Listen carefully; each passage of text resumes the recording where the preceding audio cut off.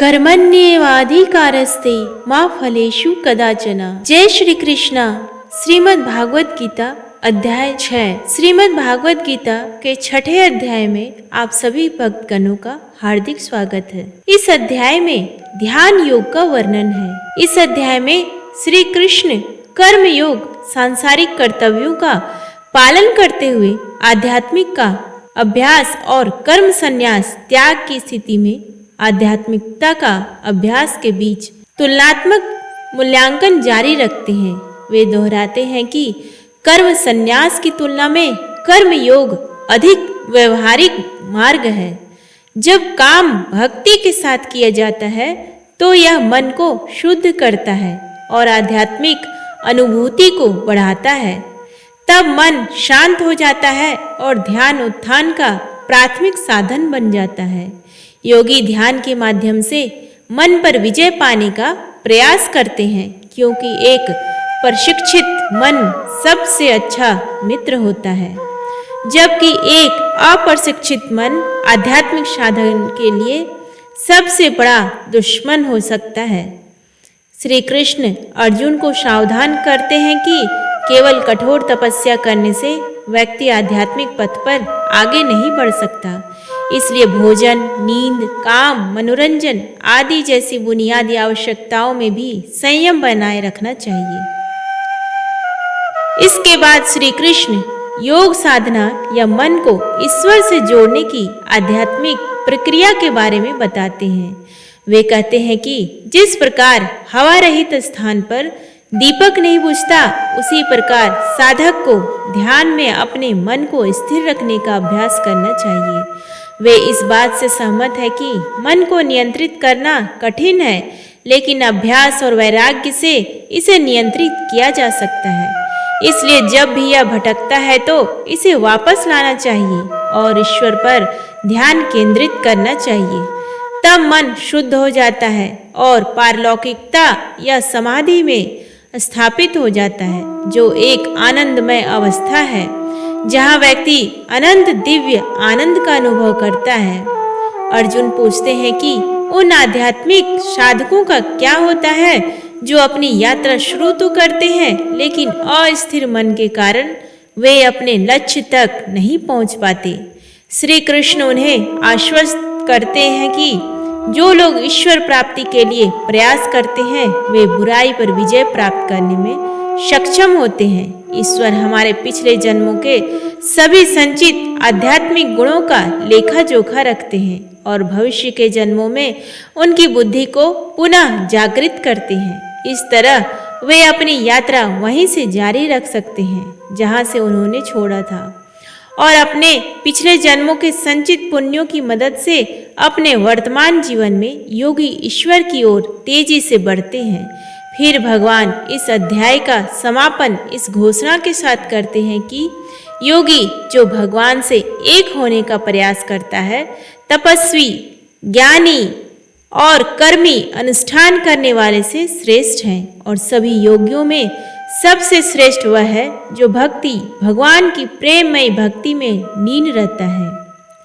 परमेश्वर ने कहा, जो लोग अपने कर्मों के फल की इच्छा किए बिना निर्धारित कर्तव्यों का पालन करते हैं वे ही वास्तविक सन्यासी और योगी हैं, ना कि वे लोग जिन्होंने केवल अग्निहोत्र यज्ञ जैसे यज्ञ करना छोड़ दिया है या शारीरिक गतिविधियों का परित्याग कर दिया है। जिसे सन्यास कहा जाता है वह योग से भिन्न नहीं है, क्योंकि सांसारिक इच्छाओं का त्याग किए बिना कोई भी योगी नहीं बन सकता। जो आत्मा योग में सिद्धि की अभिलाषा रखती है उसके लिए आसक्ति रहित होकर कर्म करना ही साधन कहा गया है। जो मुनि योग में उन्नत हो चुका है उसके लिए ध्यान में स्थित शांत होना ही साधन कहा गया है। जब कोई व्यक्ति ना तो इंद्रिय विषयों में और ना ही कर्मों में आसक्त होता है तो ऐसा व्यक्ति योग विज्ञान में उन्नत कहा जाता है, जिसने कर्मों के फलों की समस्त इच्छाओं का त्याग कर दिया है। अपने मन की शक्ति के माध्यम से स्वयं को ऊपर उठाओ, ना कि स्वयं को नीचा दिखाओ, क्योंकि मन स्वयं का मित्र भी हो सकता है और शत्रु भी। जिन्होंने मन पर विजय पा ली है उनके लिए मन मित्र है, जो ऐसा करने में असफल रहे हैं उनके लिए मन शत्रु की तरह काम करता है। जो योगी मन पर विजय प्राप्त कर लेते हैं वे सर्दी, गर्मी, सुख, दुख, मान, अपमान के द्वंद्वों से ऊपर उठ जाते हैं। ऐसे योगी शांत रहते हैं और ईश्वर के प्रति अपनी भक्ति में दृढ़ रखते हैं। जो योगी ज्ञान और विवेक से संतुष्ट हैं तथा जिन्होंने अपनी इंद्रियों पर विजय प्राप्त कर ली है वे सभी परिस्थितियों में अविचल रहते हैं। वे सब कुछ मिट्टी, पत्थर और सोना को एक समान देखते हैं। योगी जन शुभ चिंतकों, मित्रों, शत्रुओं, पुण्यात्माओं तथा पापियों सभी को निष्पक्ष दृष्टि से देखते हैं। जो योगी मित्र, सखा, शत्रु के प्रति समबुद्धि वाला, शत्रुओं तथा संबंधियों के प्रति तटस्थ तथा पुण्यात्मा तथा पापात्मा के बीच निष्पक्ष रहता है वह मनुष्यों में श्रेष्ठ माना जाता है। जो लोग योग की अवस्था चाहते हैं उन्हें एकांत में रहना चाहिए। नियंत्रित मन और शरीर के साथ निरंतर ध्यान में लगा रहना चाहिए तथा भोग विलास की इच्छाओं और संपत्ति से मुक्त होना चाहिए। योगाभ्यास करने के लिए किसी पवित्र स्थान पर कुश, मृग चर्म तथा वस्त्र को एक के ऊपर एक रखकर आसन बनाना चाहिए। आसन ना तो अधिक ऊंचा होना चाहिए और ना ही अधिक नीचा।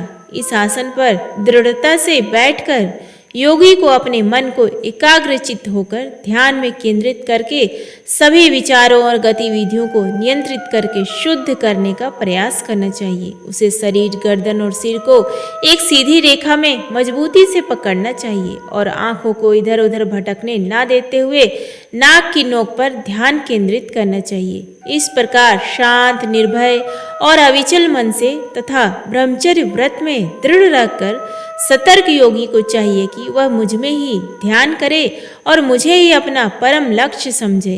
इस प्रकार मन को निरंतर मुझ में लीन रखता हुआ संयमित मन वाला योगी निर्वाण प्राप्त करता है और परम शांति में मुझ में स्थित रहता है।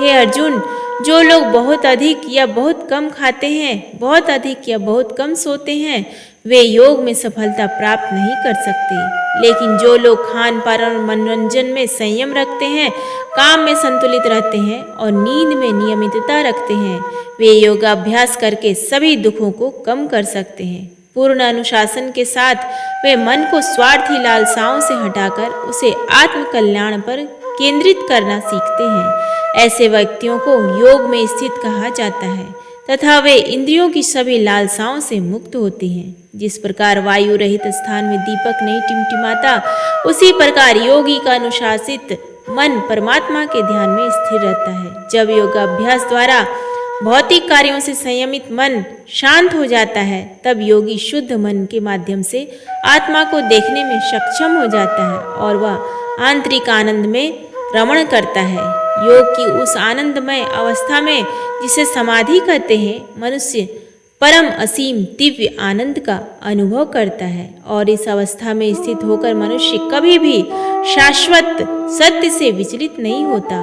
उस स्थिति को प्राप्त कर लेने पर मनुष्य किसी भी उपलब्धि को बड़ा नहीं समझता। इस प्रकार स्थित होकर मनुष्य बड़ी से बड़ी विपत्ति में भी विचलित नहीं होता। दुख से वियोग की उस अवस्था को योग कहते हैं। इस योग का अभ्यास निराशा से मुक्त होकर दृढ़ निश्चय के साथ करना चाहिए। संसार के विचारों से उत्पन्न होने वाली समस्त इच्छाओं का पूर्णतया त्याग करके मन द्वारा इंद्रियों को सब ओर से रोक लेना चाहिए। बुद्धि से दृढ़ता होने पर धीरे धीरे मन केवल भगवान में ही स्थिर हो जाएगा और अन्य किसी विषय में विचार नहीं करेगा। जब भी और जहाँ भी मन अशांत और अस्थिर हो, उसे वापस लाना चाहिए और निरंतर ईश्वर पर ध्यान केंद्रित करना चाहिए। महान दिव्य सुख उस योगी को प्राप्त होता है जिसका मन शांत है, जिसकी वासनाएं वश में है, जो पाप रहित है तथा जो सब कुछ को ईश्वर को जोड़कर देखता है। इस प्रकार आत्म संयमी योगी स्वयं को ईश्वर के साथ एक कर लेता है, भौतिक कलमश से मुक्त हो जाता है तथा परमात्मा के साथ निरंतर संपर्क में रहकर पूर्ण सुख की सर्वोच्च अवस्था को प्राप्त करता है। सच्चे योगी अपनी चेतना को ईश्वर के साथ एकाकार कर सभी जीवों को ईश्वर में तथा ईश्वर को सभी जीवों में समदृष्टि से देखते हैं। जो लोग मुझे सर्वत्र देखते हैं और सभी चीजें मुझ में देखते हैं, उनके लिए मैं कभी लुप्त नहीं होता, ना ही वे कभी मुझसे लुप्त होते हैं। जो योगी मेरे साथ एकता में स्थित है और समस्त प्राणियों में स्थित परमात्मा के रूप में मेरी पूजा करता है, वह समस्त प्रकार के कार्यों में संलग्न होने पर भी मुझ में ही स्थिर रहता है। मैं उन्हें पूर्ण योगी मानता हूँ, जो सभी जीवों की सच्ची समानता देखते हैं और दूसरों के सुख दुख को अपने सुख दुख के समान मानते हैं। अर्जुन बोले, हे मधुसूदन, आपने जो योग पद्धति बताई है वह मेरे लिए अव्यवहारिक तथा अप्राप्य प्रतीत होती है, क्योंकि मेरा मन चंचल है। हे कृष्ण, मन बड़ा चंचल, अशांत, बलवान और हठी है। मुझे ऐसा प्रतीत होता है कि इसे नियंत्रित करना वायु से भी अधिक कठिन है। भगवान श्री कृष्ण ने कहा, हे महाबाहु कुंती पुत्र, तुम जो कहते हो वह ठीक है। मन को वश में करना बहुत कठिन है, परंतु अभ्यास और वैराग्य से इसे वश में किया जा सकता है।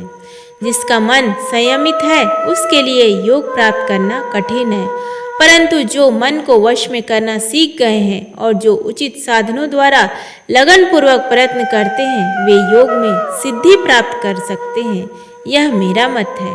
अर्जुन ने कहा, उस असफल योगी का क्या भाग्य है जो श्रद्धा के साथ मार्ग प्रारंभ करता है, किंतु अस्थिर मन के कारण पर्याप्त प्रयास नहीं करता है और इस जीवन में योग के लक्ष्य तक पहुंचने में असमर्थ हो जाता है। हे महाबाहु कृष्ण, क्या ऐसा व्यक्ति जो योग से विचलित हो जाता है वह भौतिक और आध्यात्मिक दोनों ही सफलताओं से वंचित नहीं हो जाता और दोनों लोकों में स्थानहीन होकर टूटे हुए बादल के समान नष्ट नहीं हो जाता? हे कृष्ण, कृपया मेरा यह संदेह पूर्णतः दूर कर दीजिए, क्योंकि आपके अतिरिक्त ऐसा कौन कर सकता है? परम प्रभु ने कहा, हे पार्थ, जो व्यक्ति आध्यात्मिक मार्ग पर चलता है उसका इस लोक में या परलोक में कभी विनाश नहीं होता। मेरे प्रिय मित्र, जो व्यक्ति ईश्वर प्राप्ति के लिए प्रयत्नशील रहता है वह कभी भी बुराई से पराजित नहीं होता। असफल योगी मृत्यु के पश्चात पुण्यात्माओं के लोक में जाते हैं। वहां अनेक युगों तक रहने के पश्चात वे पुनः पृथ्वी पर पुण्यात्मा और समृद्ध लोगों के परिवार में जन्म लेते हैं। अन्यथा यदि उन्होंने योग के दीर्घ अभ्यास के कारण वैराग्य प्राप्त कर लिया हो तो वे दिव्य ज्ञान से संपन्न परिवार में जन्म लेते हैं। ऐसा जन्म इस संसार में प्राप्त करना बहुत कठिन है। हे कुरुवंशियों, ऐसा जन्म पाकर वे अपने पूर्व जन्मों के ज्ञान को पुनः जागृत कर लेते हैं तथा योग सिद्धि के लिए और भी अधिक प्रयत्न करते हैं। वास्तव में वे अपने पिछले अनुशासन के बल पर अपनी इच्छा के विरुद्ध भी ईश्वर की ओर आकर्षित महसूस करते हैं। ऐसे साधक स्वाभाविक रूप से शास्त्रों के कर्मकांडीय सिद्धांतों से ऊपर उठ जाते हैं। अनेक पूर्व जन्मों के संचित पुण्यों के साथ जब ये योगी आगे प्रगति करने के लिए ईमानदारी से प्रयास करते हैं तो वे भौतिक इच्छाओं से शुद्ध हो जाते हैं और इसी जीवन में पूर्णता प्राप्त कर लेते हैं। योगी तपस्वी से श्रेष्ठ है, ज्ञानी से श्रेष्ठ है और कर्मी से भी श्रेष्ठ है। इसलिए हे अर्जुन, योगी बनने का प्रयास करो। समस्त योगियों में से जिनका मन सदैव मुझ में लीन रहता है और जो बड़ी श्रद्धा के साथ मेरी भक्ति में लगे रहते हैं, उन्हें मैं श्रेष्ठ मानता हूँ। प्रेम से बोलिए श्री कृष्ण भगवान की जय। उम्मीद है आपको ये वीडियो पसंद आया हो तो प्लीज़ वीडियो को लाइक करें, शेयर करें और चैनल को सब्सक्राइब करें। धन्यवाद।